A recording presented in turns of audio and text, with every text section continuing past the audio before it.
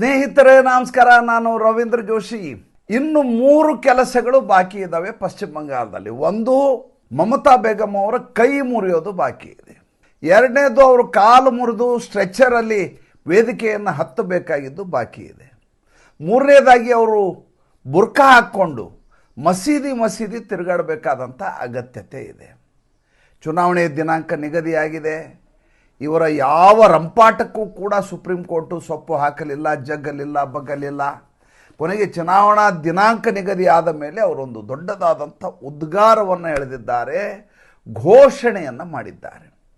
ಇದೇ ಘೋಷಣೆಯನ್ನು ಕಳೆದ ಬಾರಿ ಕೂಡ ಮಾಡಿದರು. ಏನಂತ? ಖೇಲಾ ಹೋಬೆ ಅಂತ. ಖೇಲಾ ಹೋಬೆ ಅಂದರೆ ಬೀದಿಗಿಳಿದು ಹೋರಾಟ ಮಾಡಲಿಕ್ಕೆ, ಅವರ ಕಾರ್ಯಕರ್ತರಿಗೆ ಹಿಂಸೆ ಮಾಡಲಿಕ್ಕೆ ಅವರು ನೀಡಿದಂಥ ಕರೆ 2021ರಲ್ಲಿ ಇದನ್ನೇ ಮಾಡಿದರು.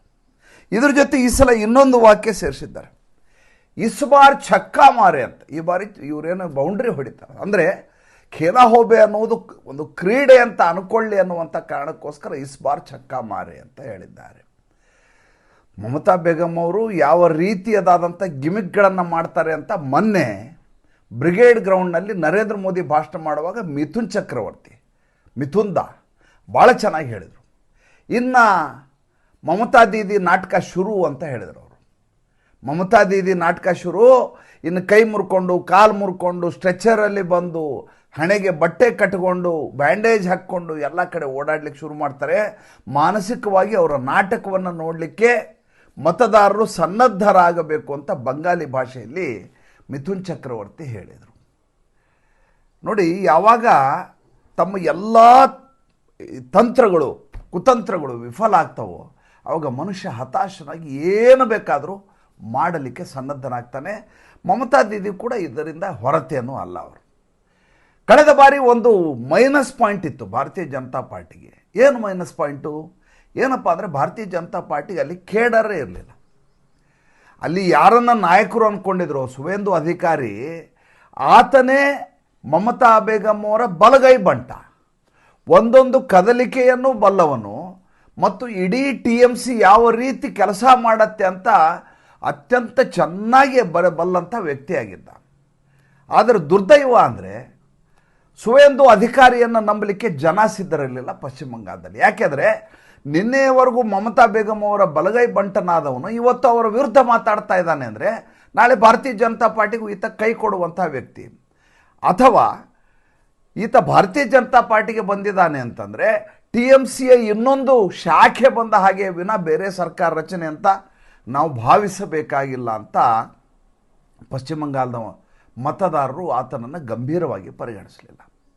ಕೇವಲ ಸುವೇಂದು ಅಧಿಕಾರಿ ಮಾತ್ರ ಅಲ್ಲ, ಕಳೆದ ಬಾರಿಯ ಚುನಾವಣೆಯ ಸಂದರ್ಭದಲ್ಲಿ ಯಾವ ರೀತಿ ಜನಜಂಗುಳಿ ದಾಂಗುಡಿ ಇಡ್ತು ಭಾರತೀಯ ಜನತಾ ಪಾರ್ಟಿಗೆ ಅಂದರೆ, ಭಾರತೀಯ ಜನತಾ ಪಾರ್ಟಿಯ ಸರ್ಕಾರ ಬರುತ್ತೆ, ನಮಗೆ TMCಗೆ ಆಗಲೇ 10 ವರ್ಷ ಆಗಿಬಿಟ್ಟಿದೆ, ಆ್ಯಂಟಿ ಇನ್ಕಮನ್ಸಿ ಇದೆ, ಅಲ್ಲಿ ಹೋಗಿ ಅಧಿಕಾರ ಹಿಡಿಯೋಣ ಅಂತ. ಬಂದವರೆಲ್ಲ ಲಂಪಟರು, ಬಂದವರೆಲ್ಲ ಭ್ರಷ್ಟರು, ಬಂದವರೆಲ್ಲ ಚಾರಿತ್ರಹೀನರು. ಅನಿವಾರ್ಯ ಕಾರಣದಲ್ಲಿ, ಅನಿರ್ವಾಹದಿಂದ ಭಾರತೀಯ ಜನತಾ ಪಾರ್ಟಿ ಬಂದವರನ್ನೆಲ್ಲ ಸೇರಿಸ್ಕೊಳ್ತು. ಯಾರು ಬಂದು ಸೇರಿದ್ದಾರೆ ಅಂತ ಭಾರತೀಯ ಜನತಾ ಪಾರ್ಟಿಯ ವರಿಷ್ಠ ಮಂಡಳಿಗೆ ಗೊತ್ತಿರಲಿಲ್ಲ. ಬಂದವರು ಹೇಗೆ ಬಂದರೋ ಹಾಗೆ ಚುನಾವಣೆ ಆದಮೇಲೆ ಹೊರಟು ಹೋದರು. ಎಲ್ಲವನ್ನು ಜರಡಿಗೆ ಹಿಡಿದ ಹಾಗೆ ಕೆಳಗೆ ತೂತಿನಿಂದ ಎಲ್ಲ ಇಳಿದು ಹೋಯ್ತು. ಉಳಿದದ್ದೇನು ಜೊಳ್ಳಿತ್ತು ಅದೆಲ್ಲ ಹೊರಟೋಯ್ತು. ಯಾವುದು ಗಟ್ಟಿಯಾಗಿದೆ ಉಳಿತು. ಈ ಬಾರಿ ಪ್ಲಸ್ ಪಾಯಿಂಟ್ ಏನಪ್ಪ ಅಂದರೆ, ಕಳೆದ 5 ವರ್ಷಗಳಿಂದ ವಿರೋಧ ಪಕ್ಷದಲ್ಲಿದ್ದರೂ ಕೂಡ ಭಾರತೀಯ ಜನತಾ ಪಾರ್ಟಿ, ಸುವೇಂದು ಅಧಿಕಾರಿ ಭಾರತೀಯ ಜನತಾ ಪಾರ್ಟಿಯ ಜೊತೆ ಗಟ್ಟಿಯಾಗಿ ನಿಂತಿದ್ದಾರೆ. ಜೊತೆಗೆ ಮಮತಾ ದೀದಿಯ ಜೊತೆ ಹೋರಾಟ ಮಾಡಲಿಕ್ಕೆ 2 ಕಾನ್ಸ್ಟಿಟ್ಯೂನ್ಸಿಯಲ್ಲಿ ಚುನಾವಣೆಗೆ ನಿಲ್ಲಲಿಕ್ಕೆ ಸನ್ನದ್ಧರಾಗಿದ್ದಾರೆ. ಒಂದು ನಂದಿಗ್ರಾಮ, ಇನ್ನೊಂದು ಭವಾನಿಪುರ. ಭವಾನಿಪುರ ಅಂದರೆ ಆಕೆ ಇರುವಂಥ ಪಿತ್ರಾರ್ಜಿತ ಮನೆ, ಅದು ಮಮತಾ ಬೇಗಂ ಅವ್ರದ್ದು ಹಳೇ ಕಾಲದ ಮನೆ, ಅಲ್ಲೇ ವಾಸಿಸೋದವರು. ಮಮತಾ ಬೇಗಂ ಅವರ ನಾಟಕದ ವೈಶಿಷ್ಟ್ಯ ಹೇಗಿರುತ್ತೆ ಅಂದರೆ, ಅವರ ಹವಾಯಿ ಚಪ್ಪಲಿ, ಅವರ ಬಿಳಿ ಸೀರೆ, ಅವರ ಹಳೆ ಮನೆ ವಾಸ, ಅವರ ಓಡಾಟ, ಅವರ ನಡವಳಿಕೆ ನೋಡಿದರೆ ಚಾಪೆ ಹಾಯಿಸ್ಕೊಂಡು ಮಲ್ಕೊಳ್ಳೋದು, ಇದೆಲ್ಲ ನೋಡಿದರೆ ಈಕೆ ಪಾಪ ಈ ರಾಜ್ಯವನ್ನು ಉದ್ಧಾರ ಮಾಡಲಿಕ್ಕೆ ಬಂದವರು ಅಂತ ಅನ್ಕೋಬೇಕು, ಅಂಥದ್ದಾದಂಥ ಶೈಲಿ. ಆದರೆ ಅವರ TV, ಅವರ ಗತ್ತು, ಅವರ ದರ್ಬಾರು, ಅವರ ಅಹಂಕಾರ, ಅವರ ದೌರ್ಜನ್ಯವನ್ನು ನೋಡಿದರೆ ಇಂಥ ಸರಳ ಜೀವಿಯೂ ಬಂದು ನಮ್ಮನ್ನು ಆಳಬೇಕಾ ಅಂತ ಎಲ್ಲರಿಗೂ ಅನುಮಾನ ಮೂಡುವಂಥ ಸ್ಥಿತಿ. ಈ ಬಾರಿ ಚುನಾವಣೆಯ ವಿಶೇಷತೆ ಏನು? ಹಾಗಾದರೆ ಪಶ್ಚಿಮ ಬಂಗಾಳದ ವಿಧಾನಸಭಾ ಚುನಾವಣೆಯ ವಿಶೇಷತೆ ಏನು? ನಿಮಗೆ ಈಗಾಗಲೇ ಅದ್ರ ಬಗ್ಗೆ ಹೇಳಿದ್ದೀನಿ. 2 ಹಂತದಲ್ಲಿ ಚುನಾವಣೆ ನಡೀತದೆ. 2,000 ಕಂಪನಿ ಭದ್ರತಾ ಪಡೆಯನ್ನು ಪಶ್ಚಿಮ ಬಂಗಾಳದಲ್ಲಿ ಇಳಿಸಲಾಗ್ತಾ ಇದೆ. ಒಂದು ದೊಡ್ಡದಾದಂಥ ಮೂಡಸಪರಂಡಿ ನಡೆಯೋದಲ್ಲಿ ಏನಂದರೆ ಸುಮಾರು 12:30 1 ಗಂಟೆ ಆಗ್ತಿರೋ ಹಾಗೇ ಇದ್ದಕ್ಕಿದ್ದ ಹಾಗೆ ತಮ್ಮ ಕಸ್ಟಡಿಗೆ TMC ಅವರು ಆಯಾ ಬೂತ್ಗಳನ್ನು ತೊಗೊಂಡ್ಬಿಡೋರು. ತೊಗೊಂಡು 3-3:30 4 ಗಂಟೆವರೆಗೂ ತಮಗೆ ಹೆಂಗೆ ಬೇಕೋ ಹಂಗೆ ಓಟುಗಳನ್ನು ಹಾಕ್ಸ್ಕೊಂಡ್ಬಿಡೋರು. ಬಂದು ಕೂತಿರೋಂಥ ಪೋಲಿಂಗ್ ಆಫೀಸರು ಮತ್ತೊಬ್ಬರು ಇದ್ದಾರಲ್ಲ, ಅವರೆಲ್ಲ ಪಶ್ಚಿಮ ಬಂಗಾಳದ ಸರ್ಕಾರಿ ನೌಕರರು. ನಾನು ನಿಮ್ಗೆ ಯಾವಾಗಲೂ ಹೇಳ್ತೇನೆ, ಚುನಾವಣಾ ಆಯೋಗಕ್ಕೆ ಅವರದೇ ಆದಂಥ ಸಿಬ್ಬಂದಿ ವರ್ಗ ಇಲ್ಲ. ಆಯಾ ರಾಜ್ಯಗಳಲ್ಲಿರುವಂಥ ಅಧಿಕಾರಿಗಳನ್ನು, ಸಿಬ್ಬಂದಿ ವರ್ಗದವ್ರನ್ನ ಬಳಸಿಕೊಂಡು ಚುನಾವಣೆಯನ್ನು ನೆರವೇರಿಸುವಂಥ ಹೊಣೆಗಾರಿಕೆ ಚುನಾವಣಾ ಆಯೋಗಕ್ಕಿರುತ್ತೆ. ಚುನಾವಣಾ ಆಯೋಗ ಕಟ್ಟುನಿಟ್ಟಾದಂಥ ಶಿಷ್ಟಾಚಾರವನ್ನು ಹೇಳುತ್ತೆ. ಆದರೆ ಪಾಲನೆಯ ಕುರಿತು ನೋಡಿಕೊಳ್ಳಬೇಕಾದ, ಅನುಷ್ಠಾನ ಮಾಡಬೇಕಾದ ಕೆಲಸ ಆ ಸಿಬ್ಬಂದಿ ವರ್ಗದಾಗಿರುತ್ತೆ. ಯಾವಾಗ ಮಮತಾ ಬೇಗಂ ಸಿಬ್ಬಂದಿ ವರ್ಗದ ಮೇಲೆ ಇನ್ನಿಲ್ಲದ ಹಾಗೆ ದಬಾವಣೆಯನ್ನು ಹಾಕ್ತಾ ಇರ್ತಾರೋ, ಅನಿವಾರ್ಯವಾಗಿ ಆ ಸರ್ಕಾರ ಹೇಳಿದಾಗೆ ಕೇಳಬೇಕಾದಂಥ ಸ್ಥಿತಿ ಅವ್ರಿಗಿರುತ್ತೆ. ಎರಡನೇದಾಗಿ, ಕಳೆದ ಬಾರಿ ಚುನಾವಣೆಯ ಸಂದರ್ಭದಲ್ಲಿ ನರೇಂದ್ರ ಮೋದಿ ಮತ್ತು ಅಮಿತ್ ಶಾ ಅವರು ಹೊರಗಡೆಯವರು ಅನ್ನುವುದನ್ನೇ ಹೆಚ್ಚು ಪ್ರಚಾರ ಮಾಡಲಾಯಿತು ಮತ್ತು ಆ ಪ್ರೊಪಗ್ಯಾಂಡ ಬಹಳಷ್ಟು ಸಂದರ್ಭದಲ್ಲಿ ಯಶಸ್ವಿ ಆಯಿತು. ಏಕೆಂದರೆ ಬಂದವರೆಲ್ಲ TMC ಅವರು, BJPನಲ್ಲಿ ಹಳೆಯ ಕೇಡರ್ ಇಲ್ಲ, ಬಂದಿರೋರೆಲ್ಲ ಹೊಸಬರು.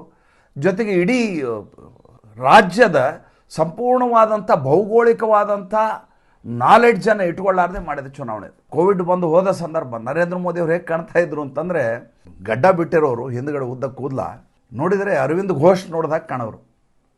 ಅಂಥ ನರೇಂದ್ರ ಮೋದಿ ಚುನಾವಣೆಯ ಸಂದರ್ಭದಲ್ಲಿ ಇನ್ನಿಲ್ಲದ ಹಾಗೆ ರ್ಯಾಲಿಗಳನ್ನು ಮಾಡಿದರು. 16 ರ್ಯಾಲಿ ಮಾಡಿದರು. ದುರ್ದೈವ ಅಂದರೆ ಅವರು ಮಾಡಿದಂಥ ಚುನಾವಣೆಯ ಪ್ರಚಾರದಿಂದ ಓಟುಗಳ ಪರ್ಸೆಂಟೇಜ್ ಜಾಸ್ತಿ ಆಯ್ತೇ ವಿನಃ ಸೀಟುಗಳು ಜಾಸ್ತಿ ಆಗಲಿಲ್ಲ. ಆವಾಗಲೂ ಆ್ಯಂಟಿ ಅನ್ಕಮನ್ಸಿ ಅಲೆ ಇತ್ತು. ಆದರೆ ಆ್ಯಂಟಿ ಅನ್ಕಮನ್ಸಿ ಅಲೆಯ ಪ್ರಭಾವ ಹೇಗಾಯಿತು ಅಂತಂದರೆ, ಭಾರತೀಯ ಜನತಾ ಪಾರ್ಟಿಗೆ ಸೀಟುಗಳನ್ನು ಕೊಡಲಿಲ್ಲ, ಆದರೆ ಪರ್ಸೆಂಟೇಜ್ ಆಫ್ ವೋಟ್ ಸಿಗುವ ಹಾಗೆ ನೋಡ್ಕೊಳ್ತು. ಅದು ಆಗಿದ್ದಂಥ ದುರಂತ. ಈ ಬಾರಿ ಮಮತಾ ಬೇಗಂ ಎಷ್ಟು ರೊಚ್ಚಿಗೆದ್ದು ಬಿಟ್ಟಿದ್ದಾರೆ ಅಂತಂದರೆ, ಅವರ ಎಲ್ಲ ಪ್ರಯತ್ನಗಳು ವಿಫಲ ಆದವು.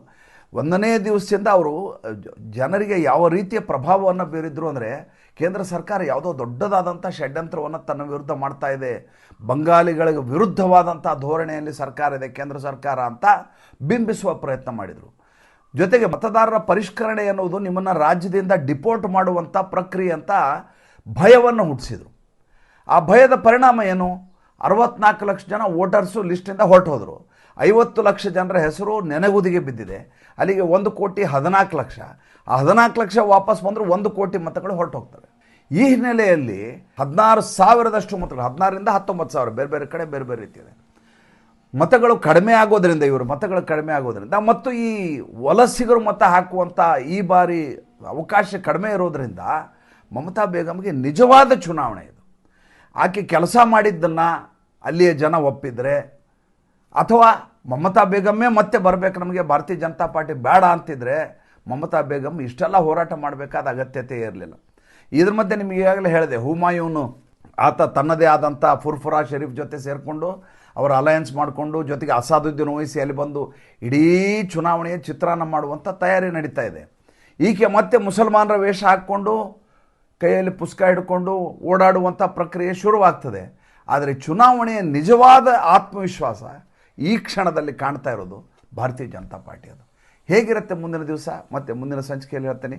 ಸಂಚಿಕೆ ಹೇಗೆ ಅಂತ ಅನಿಸ್ತು ತಮಗೆ ದಯವಿಟ್ಟು ತಿಳಿಸಿ. ನಮಸ್ಕಾರ.